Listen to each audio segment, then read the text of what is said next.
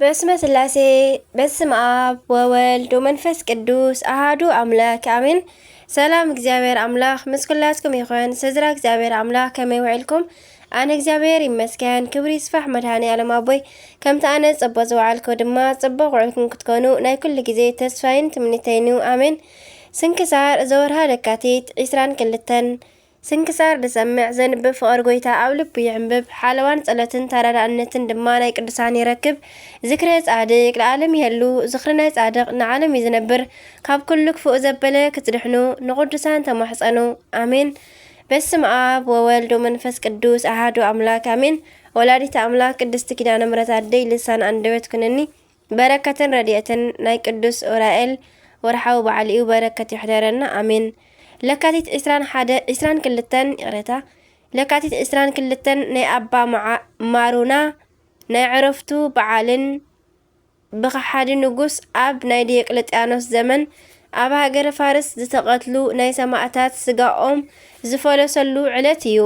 ኣባ ማሩና ስለ ትርፋቱን ጽድቁን ስለ ተጋድልኡን ጽድቂ ስለ ዝኾኑ ተኣምራቱን ናይ ቅዱሳን ነገስታት ናይ አረኔዎስን አርቃዴዎስን ኣቦ ዓብዪ ንጉስ ቴዎዶስዮስ ናብ ናይ ፋርስ ንጉስ ለኣኾ። ኣብ ማእኸሎም ስለ ዘሎ ፍቕሪ ኢሉ ድማ ህያብ ለኣኸሉ። ኣባ ማሩና ዝኸበረ ጻድቕ ኤጲስቆጶስ እዩ እሞ ናይ ፋረስ ንጉስ ሳቦር ንኣባ ማሩና ዓብዪ ክብሪ ኣኽበሮ። ብዓብዪ ክብሪ ብምኽባር ድማ ኣብ ቤተ መንግስቲ ኣቐመጦ። ኣባ ማሩና ድማ ምስ ንጉስ ሳቦር ከሎ ጓል ንጉስ ጋኔን ሓዲርዋ ከም ዘሳቐያ ኣብ ሰምዐ ጊዜ ነዛ ጓል ከም ዘምጽእሉ ገይሩ ኣብ ልዕሊኣ ጸልዩ ነቲ ጋኔን ኣጨኒቑ ኣውፀላ። ንሳ ድማ ተፈዊሳ ደሓነት እሞ ንጉስ ድማ ጓሉ ከም ዝደሓነት ኣብ ዝረኣየ ጊዜ ብጣዕሚ ደስ በሎ። ናይ ኣባ ማሩና ፍቕርን ኣኽብሮትን ድማ ወሰኸ። ድሕሪኡ ኣባ ማሩና ኣብ ሃገረ ፋርስ ኣብ ናይ ከሓዲ ዲዮቅልጥያኖስ ዘመን ብሰማዕትነት ስለ ዝዓረፉ ዝኸበሩ ሰማዕታት ንቅዱስ ስጋኦም ክእክብ ንንጉስ ለመኖ።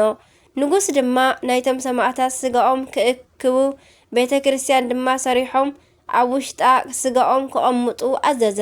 እዛ ቤተ ክርስቲያን ድማ በዛ ዕለት ለሙዓንቲ ከበረት።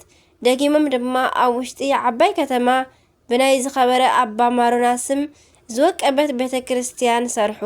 ንሳ ድማ መዕረፊት ዝተባሃለት እያ። ድሕሪኡ እዚ ኣባ ማሩና ናብ ንጉስ ቴዎዶስዮስ ተመሊሱ ኣብ ሃገረ ሮሜ 2 ዓመት ተቐመጠ። ናይዞም ሰማዕታት ቤተ ክርስቲያን ኣብ ዝኸበረትሉ በዛ ዕለት ዓረፈ። በረከቱ ይሕደረና። ናይ ኣባ ማሩናን ናይ ሰማዕታትን ረድኤት በረከቶም ይሕደረና ኣሜን። ብጸሎቶም ድማ ይምሓረና። ለካቲት 22 ዝኽበሩ ዓመታዊ ናይ ቅዱሳን በዓላት ቅዱሳን ሰማዕታት ፋርስ ፍልሰቶምን ቅዳሴ ቤቶምን ቅዱስ ኣባ ማሩና ጻድቅ ኤጲስቆጶስ ናይ ፋርስ ሰማዕታት ዓጽሚ ዝኣከበ ቅዱስ ኣባ ቡላ። ወርሓዊ በዓላት ድማ ቅዱስ ኡራኤል ሊቀ መላእክት፣ ቅዱስ ሉቃስ ወንጌላዊ፣ ቅዱስ ዶቅስዮስ፣ ኣባ እንጦንዮስ ወኣበ መነኮሳን ኣባ ጳውሊ የዋህ። በረከቶም ይሕደረና። ናይ ዕለት 22 ስንክሳር ኣብዚ ፍጸም። በረከቶም ምስ ኩላትና ትኹን ኣሜን። ከምኡ ድማ ናይ 23 ስንክሳር ንቐጽል። በስመ አብ ወወልድ ወመንፈስ ቅዱስ አሐዱ አምላክ አሜን። ስንክሳር 23 ለካቲት።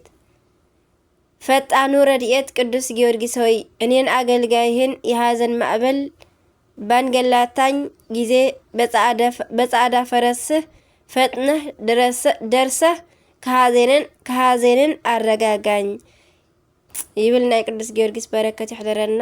23 ስንክሳር እንቋዕ ናብ ቅዱስ ጢሞቴዎስ ሐዋርያ ንጻድቅ ንጉስ ቴዎዶስዮስ ንዓመታዊ ናይ ዕረፍቲ በዓል ብሰላም ኣብጽሐና ኣብጽሐኩም ኣሜን።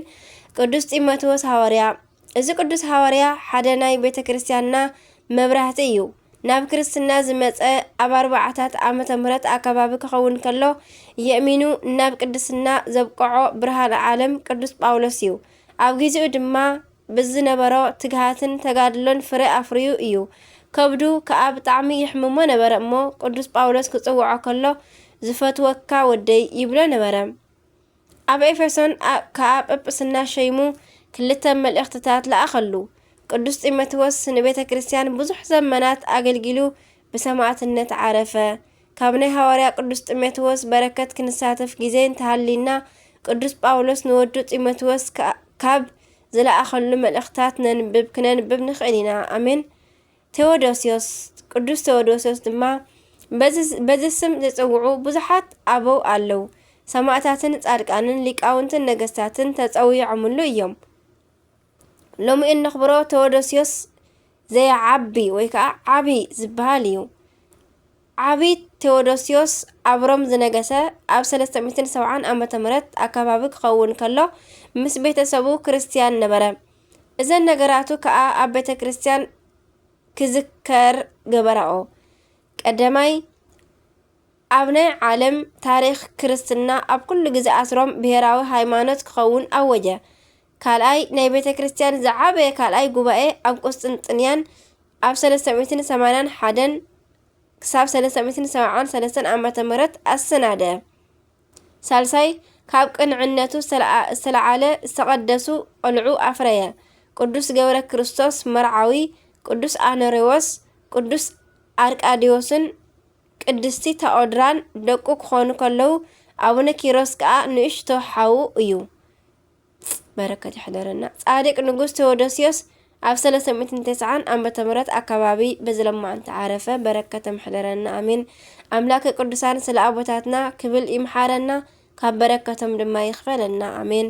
ለካቲት 23 ዝኽበሩ ዓመታዊ ናይ ቅዱሳን በዓላት ድማ ቅዱስ ጢሞቴዎስ ሐዋርያን ሰማዕትን፣ ወዲ መዝሙሩ ንቅዱስ ጳውሎስ፣ ቅዱስ ጌርሎስ ሰማዕት፣ ቅዱስ አትናቴዎስ ሰማዕት፣ ጻድቅ ንጉስ ቴዎዶስዮስ ዘቆስጠንጥንያ። ወርሓዊ በዓላት ድማ ቅዱስ ዳዊት ልበ ኣምላኽ፣ ቅዱስ ጊዮርጊስ ሊቀ ሰማዕታት፣ ቅዱስ ሰሎሞን ንጉሰ እስራኤል፣ ኣባ ጢሞቴዎስ ገዳማዊ፣ ኣባ ሳሙኤል፣ ኣባ ስምዖን፣ ኣባ ገብርኤል። በረከቶም ሕደረና። ናይ 23 ስንክሳር ድማ ኣብዚ ይፍጸም ኣሜን። በረከቶም ምስኩላትና ትውዓል ኣሜን። በስመ አብ ወወልድ ወመንፈስ ቅዱስ አሐዱ አምላክ አሜን። 24 ለካቲት በዚህ ዕለት ኣብ ዘመን ከሓድያን ነገስታት ዲዮቅልጥያኖስን መክስሚያኖስን ዝነበረ ኣባ ኣጋቢጦስ ዕረፍቲ እዩ። ናይዚ ቅዱስ ኣቦ ወለዱ ካብ ህፃኑ ጀሚሮም ናይ ቤተ ክርስቲያን ትምህርቲ እንዳምሃሩ ኣዕበይዎ። ዲቁና ተሸይሙ እንዳኣገልገለ ድሕሪ ምንባሩ ናብ ሓደ ገዳም ብምኻድ ኣብኡ ድማ ንኣረጋውያን መነኮሳት ዝሕግዝ ኮነ። ንኣረጋውያን እንዳገልገለ ብጾም ብጸሎት ብስግደት ብዓቢ ተጋድሎ ነበረ። ካብ ንግሆ ክሳብ ምሸት ምስ ጾመ ድማ ዝምገቦ ናይ ሽምብራ ሓሰር ነበረ። ምስ ድቃስ ክከራኸር ኣብ ዝደለየ ጊዜ ድማ ምስ እቲ ሽንካር ሓሰር ሓመድ እናወሰኸ ይምገብ። ኣብቲ ውሽጢ ተጋድሎ እንከሎ ሓይሉ ግን ሙሉእ ነበረ። ናይ ኣረጋውያን ኣገልግሎቱ ከዓ ፈጺሙ ኣየቋረፀን። ክጽውዖም ከሎ ድማ ጎይተተይ እናበለ እዩ ዝጽውዖም። ድሕሪ እዚ ድማ እግዚአብሔር ዘደንቕ ዓበይቲ ዝኾኑ ተኣምራት ባዕዳዊ ገበረ። ካብ ሰባትን ካብ እንስሳታትን ኣጨናቂ ዝኾኑ ሕማማት ብጸሎቱ ኣወገደ። ንብዙሓት ሰባት ዘጥፍአ ከይሲ ገበል ቅዱስ ኣጋቢጦስ ብሓይሊ ጸሎቱ ቀተሎ። ከም ዕንጨይቲ ደሪቓ ብብዙሕ ጭንቅን ሓሳርን ንዝኸበረት ንሓንቲ ምስኪን ፈወሳ። ናይ ቅዱስ ኣጋቢጦስ ተጋድሎን ናይ ሓይሉ ጽንዓትን ተኣምራት ምግባሩን ኣብ ኩሉ ቦታ ኣብ ዝተሰምዐ ጊዜ ስሙ ሎኪያኖስ ዝበሃል መኮንን ናብኡ ጭፍራታቱ ልኢኹ ንቅዱስ ኣጋቢጦስ ኣምጽኦ። ብዘይ ፍቓዱ ድማ ብግዴታ ሓለቓ ሰራዊት ገይሩ ሾሞ። ቅዱስ ኣጋቢጦስ ግን ከምቲ ናይ ቅድም ይተግህ ደኣ ነበረ እምበር ጽኑዕ ዝኾነ ተጋድልኡ ኣይገደፈን። ንዲዮቅልጥያኖስን ንመክስሚያኖስን እግዚአብሔር ምስ ኣጥፍኦም ቅዱስ ንጉስ ቆስጠንጢኖስ ነገሰ። ኣብዚ ጊዜ ድማ ቅዱስ ኣጋቢጦስ ካብ ሽመቱ ተፈልዩ በዓቲ ኣጽኒዑ ብተጋድሎ ንምንባር ምኽንያት ዝደሊ ኮነ። ንጉስ ቆስጠንጢኖስ ብጣዕሚ ዝፈትዎ መልክዑ ጽቡቕ ዝኾነ ሓደ ጎበዝ ነበረ። ኣብ ልዕሊ እዚ ጎበዝ ከዓ ክፉእ ጋኔን ሓዲርዎ መዓልትን ለይትን ብጣዕሚ ዘሳቅዮ ኮነ።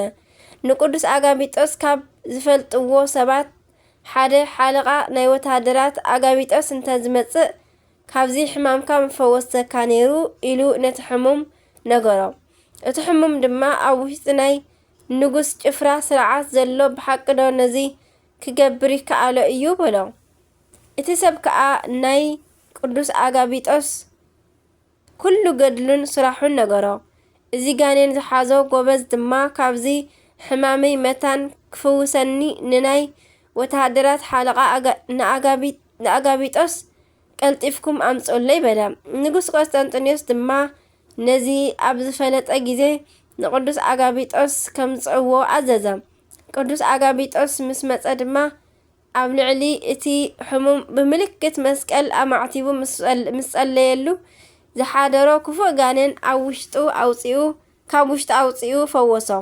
ንጉስ ድማ በዚ ብጣዕሚ ደስ ኢልዎ ንቅዱስ ኣጋቢጦስ እንታይ ክገብረልካ ትደሊ በሎ። ቅዱስ ኣጋቢጦስ ድማ ካብ ሽሞተይ ኣፋንወኒ በሎ።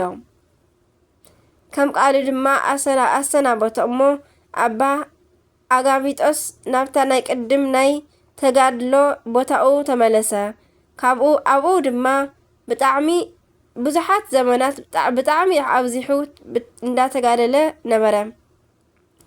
ድሕሪ እዚ ናይታ ሃገር ኤጲስቆጶስ ንቅዱስ ኣጋቢጦስ ቅሽና ሸሞ። እቲ ኤጲስቆጶስ ኣብ ዝዓረፈ ግዜ ንኣባ ኣጋቢጦስ ኤጲስቆጶስነት መታን ክሸመሎም ናይታ ሃገር ሰባት ነቲ ሊቅ ጳጳስ ለመንዎ። ንሱ ድማ ሸመሎም። ኣባ ኣጋቢጦስ ከዓ ብጽቡቕ ኣተሓላልዋ ሓለዎም። እግዚአብሔር ድማ ትንቢት ናይ ምዝራብ ጸጋ ንኹሉ ዝተሰወረ ናይ ምፍላጥ ጸጋ ሃቦ። ናይ ዕውራን ኣዒንቲ ብምግላጽ ንለምጻማት ብምንጻህ ንብዙሓት ድውያን ብጸሎቱ ዝፍውሶም ኮነ።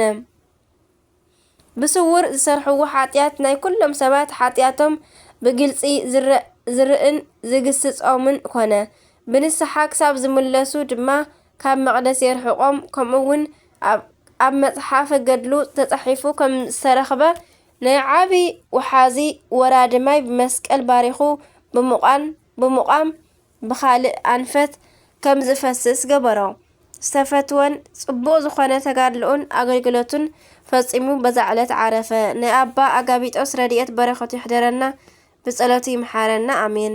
ለካቲት 24 ዝኽበሩ ዓመታዊ ናይ ቅዱሳን በዓላት ድማ ቅዱስ ኣጋቢጦስ ጻድቅ ኤጲስቆጶስ፣ ቅዱስ ጢሞቴዎስ ሰማዕት ዘጋዛ፣ ቅዱስ ሚናስ ዘቆጵሮስ።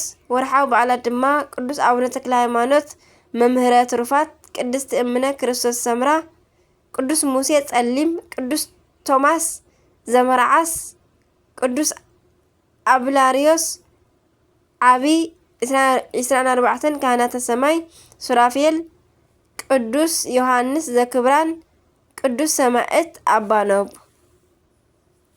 ኣሜን። በረከት ናይ ኩሎም ቅዱሳና ይሕደረና። ናይ 22 ናይ 23 ናይ 24 ስንክሳር ምስኩላትና ይኹን ኣሜን። በረከቶም ረድኤቶም ናይ ኩሎም ቅዱሳና ምስኩላትና ይኹን ኣሜን። ካብ ፍቕሪ ቅዱሳን ኣይፍለየና፣ ካብ ፍቕሪ ስውራን፣ ካብ ፍቕሪ ጻድቃን፣ ካብ ምስጋና እግዚአብሔር ኣይፍለየና እግዚአብሔር ኣምላኽ ኣሜን። ኣሜን ኣሜን ይበሉ ኩሎም መላእክተ ሰማይ። ዝወደቐ ዝነጠበ በአፈ ቅዱሳን ትጓን መላእክት ተአርምለይ አሜን። አቡነ ዘበሰማያት ይትቀደስ ስምከ ትምጻእ መንግሥትከ ወይኩን ፈቃድከ በከመ በሰማይ ከማሁ በምድር ሲሳየነ ዘለለ ዕለትነ ሀበነ ዮም ህድግ ለነ አበሳነ ወጀጋየነ ከመ ንህድግ ለዘአበስረነ ኢታብአነ ጊዜ ውስጥ አላት ነነው ባልሃን ኩሉ ኩይስ መዚአከ እቲ መንግሥት ኃይሉ ስብሐት ለዓለም ዓለም አሜን። በሰላም ቅዱስ ገብርኤል መልአክ እግዝእትየ ማርያም ሰላም ለኪ ድንግል በህልናችሁ ወድንግል በስጋችሁ መግዚአብሔር ጽባኦ ሰላም ለኪ ብሩክት አንቲ ማነስ ብሩክ ፍሬ ከርስኪ ተፈሲፍ ሲጦ ማርያም ተጸጋ ምልዕተ ውዳሴ ምልዕተ ሞገስ ምልዕተ ኩሉ ልዕሊ እግዚአብሔር ምስለኪ ሰአሉ ጸሊ ምህረተ በእንቲ አን ምህረተ ኩሉ ዓለም ምህረተ ምድራጋዚት ሀበ ፍቅር ወልድኪ ኢየሱስ ክርስቶስ ከመ ይስራልና ኃጣዊነ ተማሐጸነክ ረንቺ አሜን። ወስብሐት ለእግዚአብሔር ወለወላዲቱ ድንግል ወለመስቀሉ ክቡር አሜን አሜን ለይኩን።